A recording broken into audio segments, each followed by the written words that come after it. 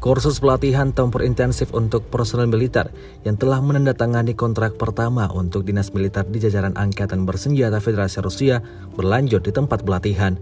Rekamannya diunggah di akun Telegram resmi ETA Rusia pada Kamis 1 Juni 2023. Di tempat pelatihan di wilayah Volgograd, tanker dan penembak jitu distrik militer selatan melakukan pengisian bahan bakar massal peralatan militer di area yang ditentukan.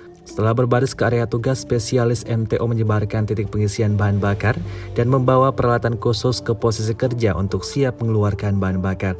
Saat ini, unit keamanan dan pertahanan pada kendaraan lapis baja mengambil posisi untuk memantau situasi.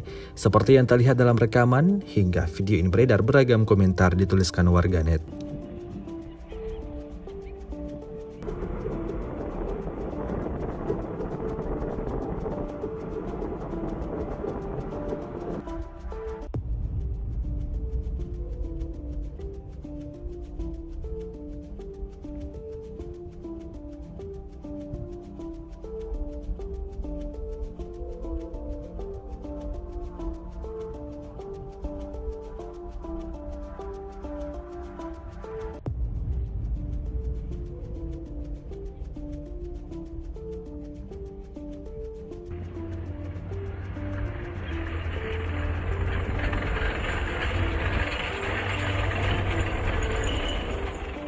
Terima kasih sudah nonton.